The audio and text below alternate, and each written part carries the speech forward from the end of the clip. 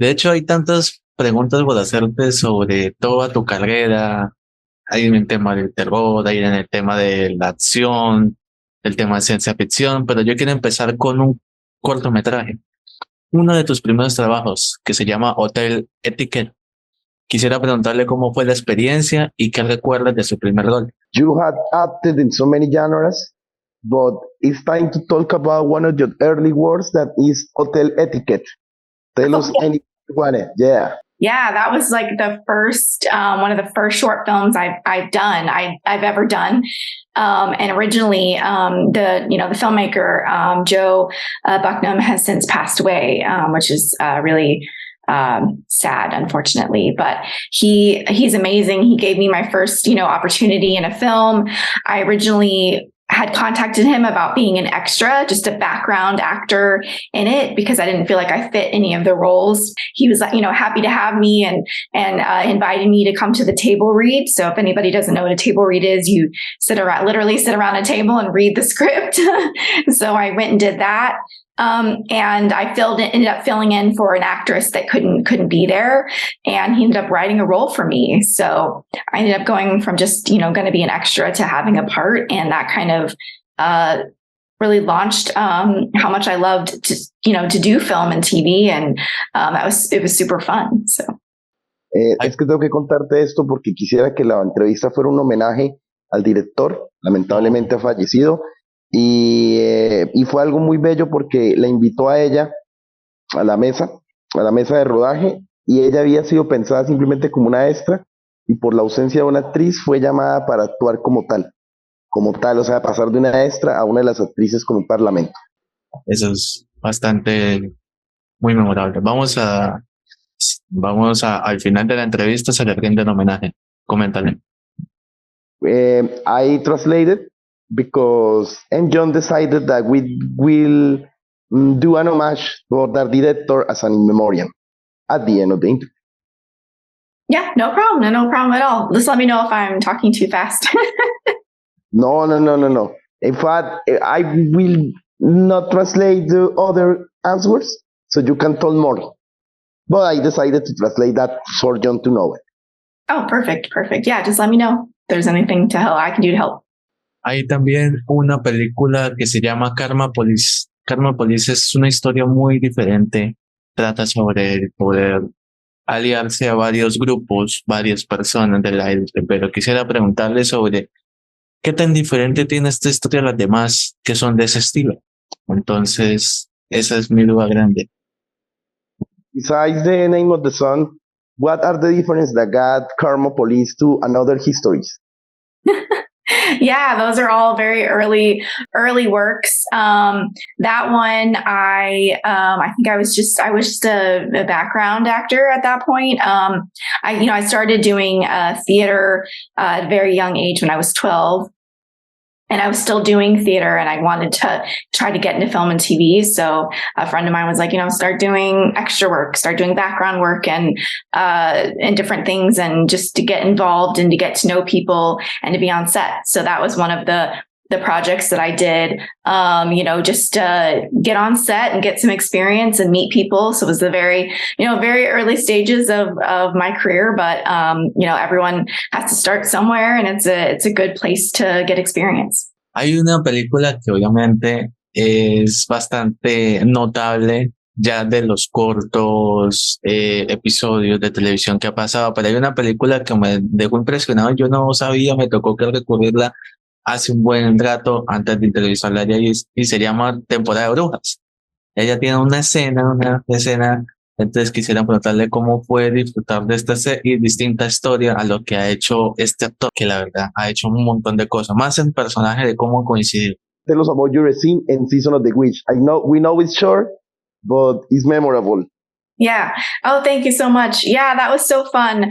That was kind of a crazy experience. I'd gotten a call to audition originally, and I couldn't make it. I had already had another meeting at the time. And so I was like, if they're seeing people a different day, let me know. Cause at the time I was living in the Dallas-Fort Worth, Texas area, and it was filming in Shreveport, and the audition was in Shreveport, which is about 3 hours. from Texas, and they called and they're like, we're seeing more people. Can you come to tomorrow? So I came down, auditioned on a Friday, drove back to Texas, found out Saturday I booked it, and they needed me in Shreveport that day, that afternoon for wardrobe and all of that. So I drove down immediately with my mom went with me, and I was there for about 2 weeks filming, and it was so much fun. Working with Nicolas Cage was incredible. He's, really nice guy, very generous, very kind, just super, concerned about me. It was hot. We were filming in August in Louisiana, and it's very hot there. And, all the 14th century outfits. So he was very concerned if I was, getting overheated or dehydrated. So that was really nice. And it was just a lot of fun. Super great experience. The cast and crew were just great. And it was just so fun. And he's great. I'd work with him again if I could. Yes, fingers crossed. Yes. Hay una historia que la verdad es súper interesante, Rebeca, y también Andrés, pues se llama Yankee Rose. Debían hacerlo película. ¿Por qué no la han hecho película? Es muy prometedora el personaje de ella. Yo digo, para mí, que se va a convertir en un icono del terror en el futuro. No sé qué ella piensa al respecto. Okay, why Yankee Rose is not a long feature film? And two, Rebecca, do you think that with the body of work that you are making in short and long movies, that you will become like an icon of terror, you with your career? Yeah, so Yankee Rose is interesting. It was kind of a short of a series it was supposed to be. And, projects sometimes just don't quite get off the ground like we wish. So just had, the one episode of it. Unfortunately, but it was a fun experience, and it would have been cool to kind of see where that story went. But is what it is. Sometimes, as far as the horror icon, that would be awesome. I like, and we say like Scream Queen, but I like horror icon. I like that a lot. It is much more a broad term, which I like. It's not so reductive to just being a woman in horror. So I will take it if that happens for sure. That would be great. Love to be considered that.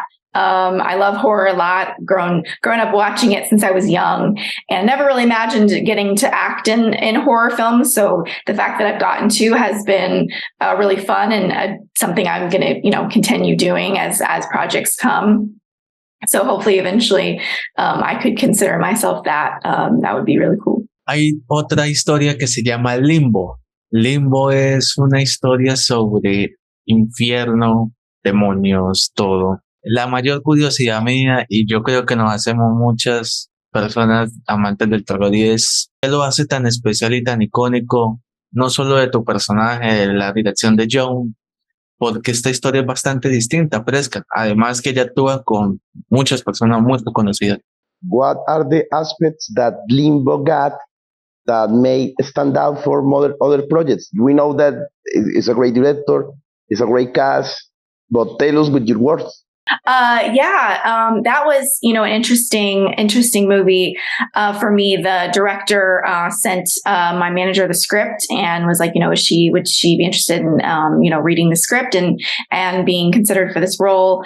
So it wasn't one that I auditioned for, but, when I read it, it's a short scene, but, I was like, oh, this would be really fun and interesting to play someone that is literally in hell and brought out of hell to testify and still dealing with her addiction and her troubles even after death and what that would look like.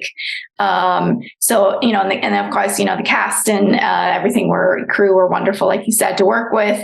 But that role in particular, when I read the script, really intrigued me as far as being able to play something like that, and thinking about how something could really still haunt you even after death, and like what you're dealing with, and how, she'd be someone that would be constantly chasing a fix because she's dead and can't actually get what she needs. It's just constantly in that stage. And it would be torture for sure for someone like that. So that was really interesting. I hate to say fun, but interesting to approach and, explore that. Yo quiero pues hablarte sobre es que son dos historias muy buenas. Una que es hasta el hueso, que es una historia que la verdad me impactó mucho, cómo fue el detrás de cámara, cómo fue ese proceso, pero también está la historia de ella compartió escenas con May.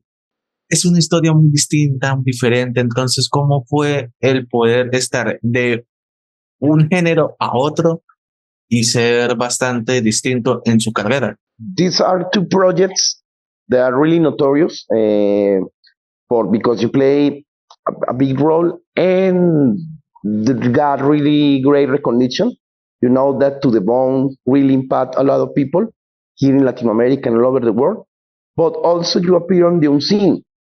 So two different projects, two projects that got very notorious. So yeah, what are your words about these two particular? Yeah, so To the Bone was an interesting project and kind of out of the realm of horror, which was nice. It's definitely a drama, and I auditioned for that one like a normal project, and I knew that Marty Noxon was directing and wrote it, and I was thrilled to be able to work with her because she's incredible. Created Buffy, and she's just one of the creators, and she's just awesome, and.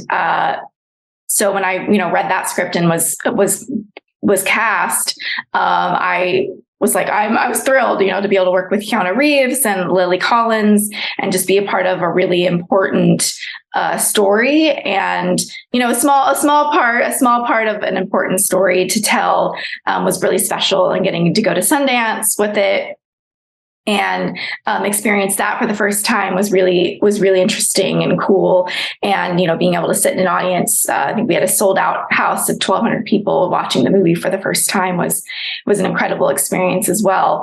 And being a part of that, and I hope that when people watch it, they even if they're not connected specifically to eating disorders, they understand and they can connect to feeling feeling out of control and trying to take control of your life, and just the feeling lost, and all of the things that we just explored in the movie was really a special film to be part of for sure. And the Unseen, I can't say too much about it because it hasn't come out here yet.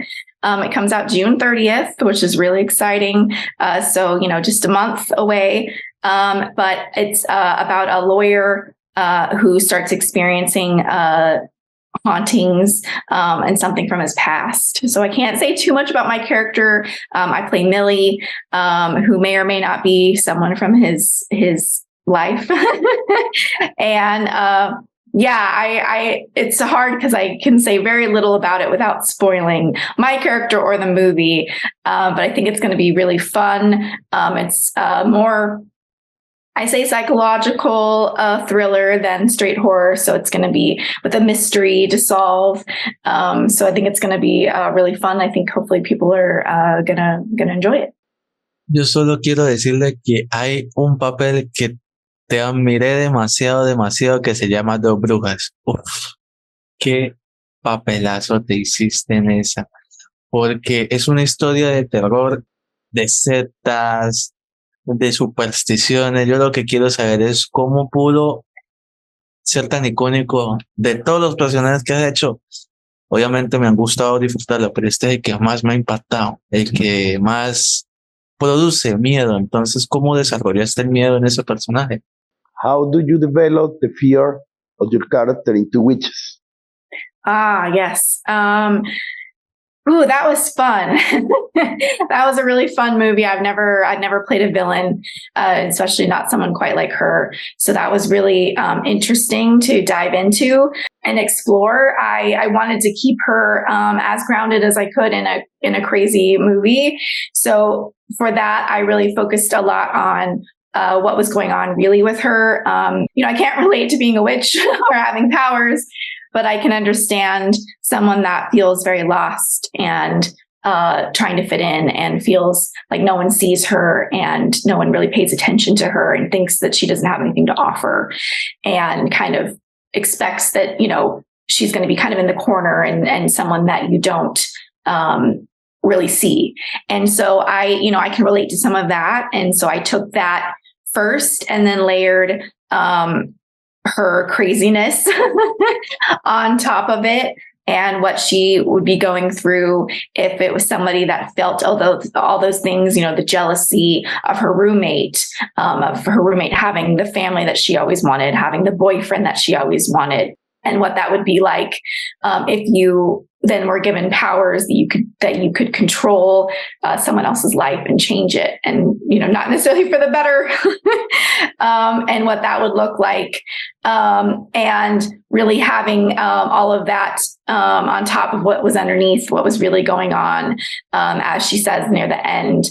That I thought that I needed all these things, but I actually realized that I don't, that I, can control my own life, which is an interesting thing to learn over the movie for her.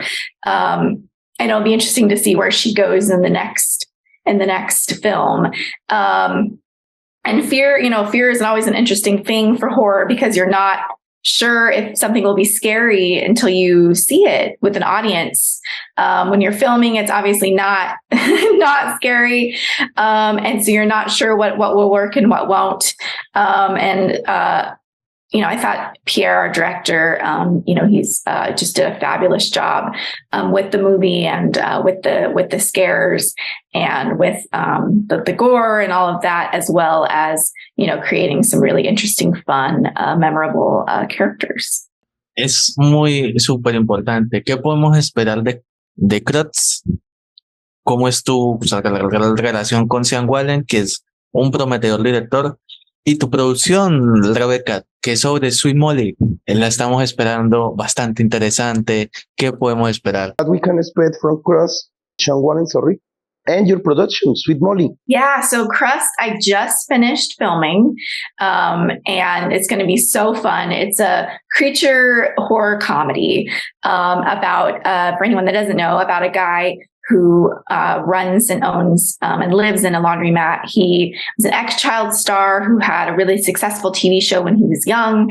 And after the TV show was canceled, his life kind of went down in the pits. And now he's kind of been hiding and he's very depressed, not living a great life. And when when people leave socks behind in the dryers, he goes and he collects all the socks, and he's bullied a lot for different things. And so when he cries into the socks, and uses the socks for, to wipe sweat and different things, they become this sock monster called Crust that then in turn avenges all of his enemies for him.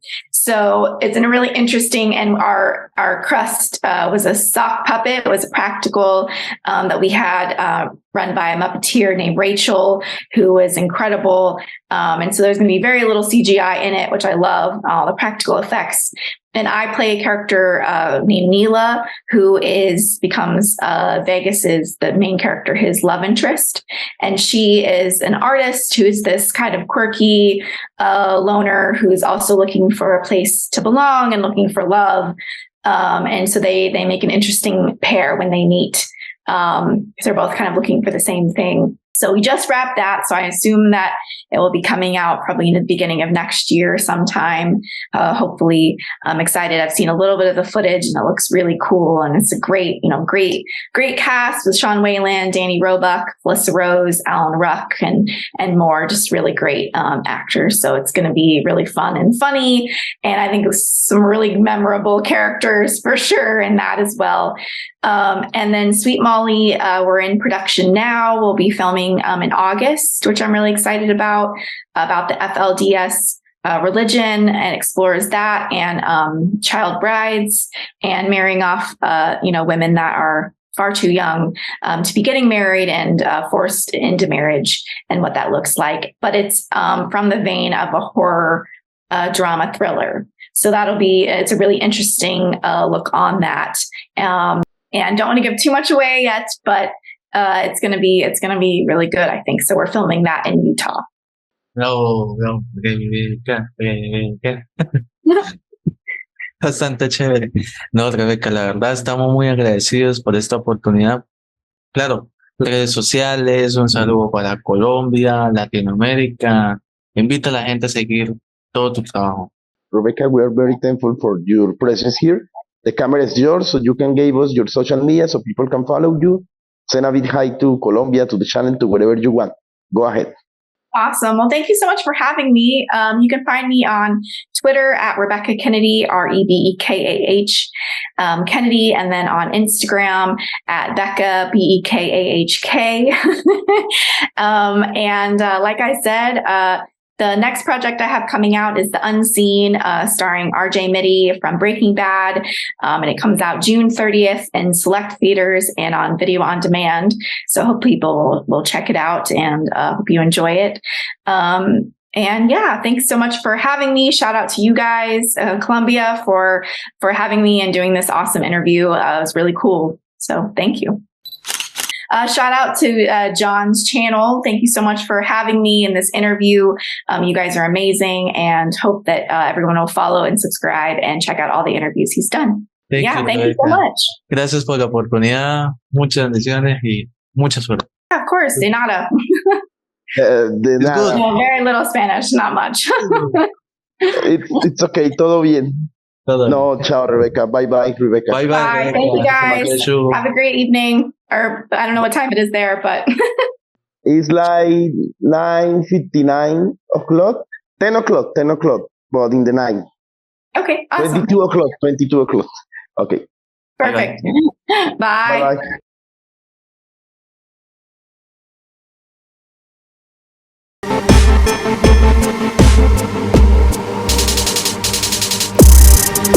bye.